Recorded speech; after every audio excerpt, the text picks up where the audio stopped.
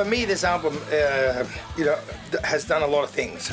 It's got me enjoying the process of writing songs again, as well as writing songs that deal with issues that I dealt with and that I deal with every day. And I think that a lot of people deal with. That's, fear, love, hope, joy, bloody, all the things that, everybody tortures themselves with every day. I know I ain't been perfect.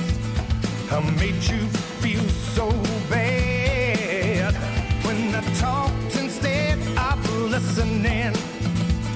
I knew that drove you mad.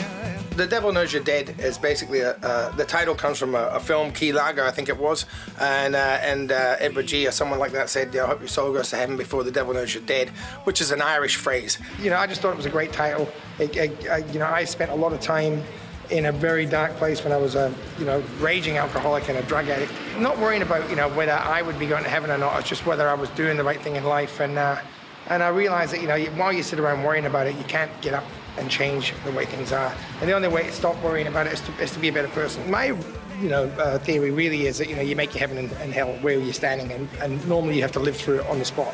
Before your soul goes up to heaven, hey, and the devil knows you're dead. You got to justify your sins. The devil knows you're dead. You're gonna have to make amends. The devil knows you're dead. You have to face up to the truth before this life it cuts you loose. And the devil knows you're dead. I write lyric books all the time, and I write down stories, and I write down bits and pieces.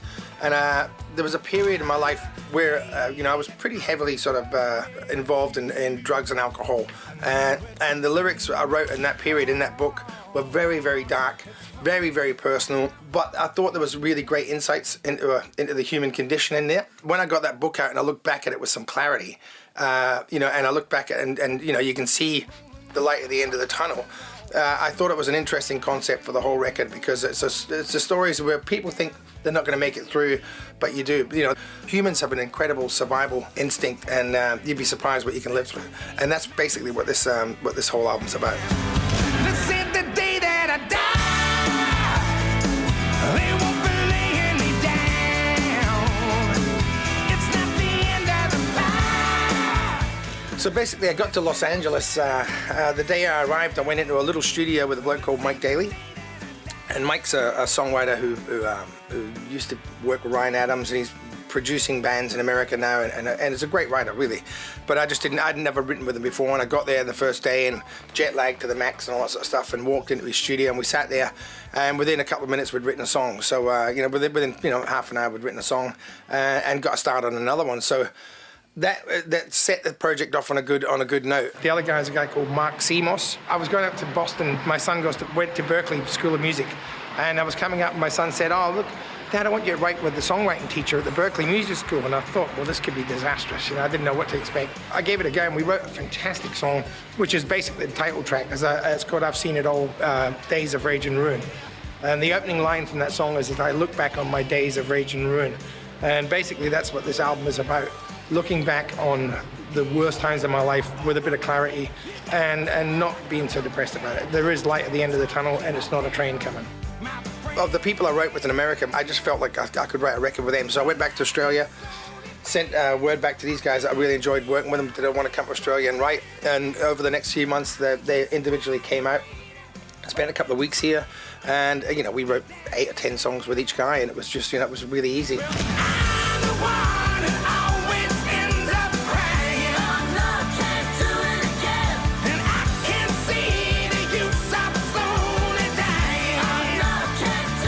Once you put the right players into the sort of the picture, if you've got some decent songs, things just start to really take shape quickly. Reggie McBride, who I've worked with on Soul Deeper and also on the Rhythm and Blues, who I thought was just an incredible bass player, and I wanted to hear him playing rock. He was more of a soul bass player. Davey Lane, who plays in my live band, also plays with You Are Mine, and we picked up another guitar player over there, a guy called Tim Pierce, a guy called Mike Thompson on piano, Kenny Aronoff on drums. Kenny's one of my favorite drummers, and my son Jackie, and Jackie played percussion on Everton, and him and Kenny were very instrumental on the whole sort of rhythmic side of the album. The record literally, it took 5 days to make. It was like, easy, and it was lots of fun, and it wasn't like we were rushing. We were sitting around later by the end looking for things we had to do because we'd done it all in the time we had allocated, so it was fabulous. I'd been working with Don Gehman in the past quite a lot.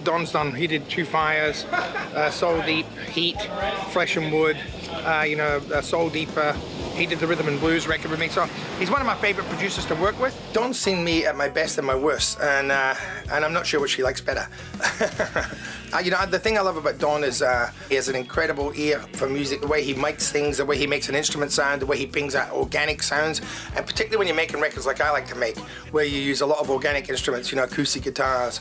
This album's got piano, accordions on it, it's got mandolins. So Don is the perfect man for that. So him and I just sort of, once I explained my concept for the record, and then he came to me with his ideas, because it is a collaboration. We just sort of, we both had a ball together.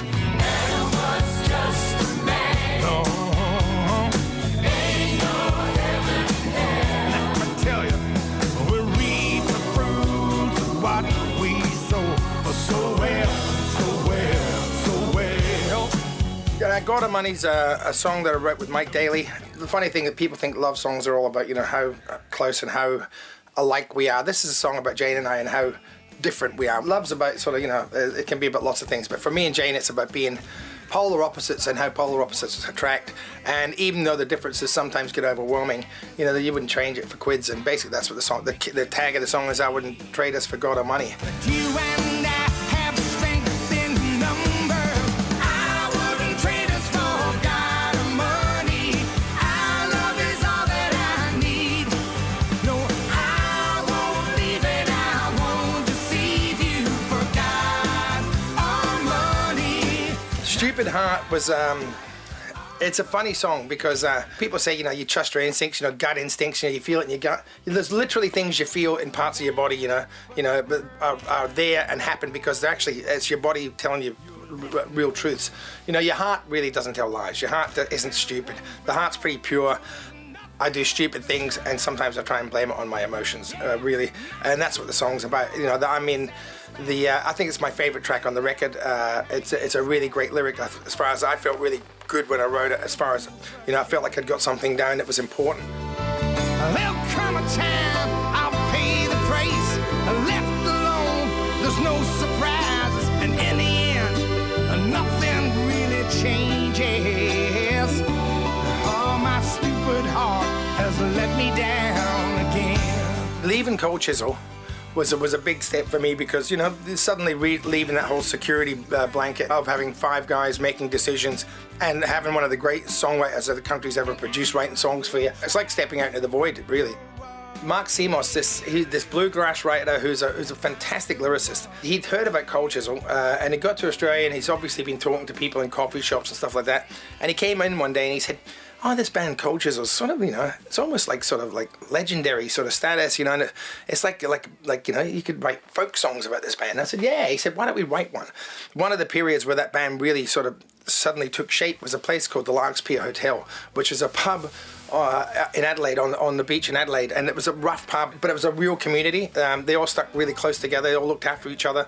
It was sort of Cold Chisel's first extended family, and that's where Cold Chisel first started their real fanatical following. This sort of group of people that became Cold Chisel fanatics sort of grew from that basic core. I remember Big Alan, he was vicious but fair. When he walked in the bar, he would fill up the door. Big Alan's the father of my nephew, was with my sister for years, and Big Alan is the same Alan who died in the truck crash. We wrote letter to Alan about Cold Chisel. I got in the back of the motorbike and went around the country with him, and we'd just terrorise places, And we'd be driving down the street, and you'd see sort of some bikey beating up his girlfriend. Alan would get off and hammer him, and just, he was vicious but fair, So the song's about real characters and real moments in our lives, and probably, I tried to sort of show where Cold Chisel evolved from in the form of a song, and it's one of my favourite songs I've written. Another night in the Larkspur Hotel. Who cares if our future ain't bright? The title for the album came from the first song I wrote with Mark Semos in Boston. And, you know, he said, oh, let's write a song about, you know, looking back on life. And I said, well, I can do that. I've got a lot to look back on. I'm an old bastard. And the opening line from the song said, as I look back on my days of rage and ruin. And believe me, there's been plenty of them. My days of rage and ruin happened to be literally rage and ruin. You know, it could have gone either way. And that sort of set a tone for the whole record. As I look back on my days of rage and ruin, if one moment would stand clear, it would have to be the year we spent one night. You ran away, left me pursuing. This song sort of acknowledges that, you know, we go through dark, you know, travels to get through to, you know, to get to smooth water, basically, you know. There's always people that have been there way before who've said stuff to you that you completely ignored, and when it all comes true, or when it all happens and life becomes great again, you go, somebody said this would happen, why didn't I know this, you know? So it's just about, you know, watching life's markers along the way and not being overwhelmed by the journey, and basically enjoying the journey. The picture I tried to paint is that it shows that you can get through anything if you just sort of take your time, stick with it, don't give up, and fight your way through, you know. And basically I lived through my days of rage and ruin, and I'll probably do it again. Since then I've seen the sun come up each morning, and I've seen angels as they fall. And I've walked every street hoping to find you. I've seen pain and I've seen hope that stretches down this empty road that leads me home. I've seen it all. I've seen it all.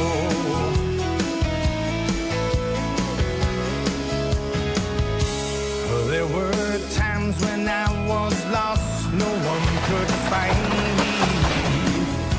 You find out things when you're alone that you wish you'd never known. And I felt a bitter wind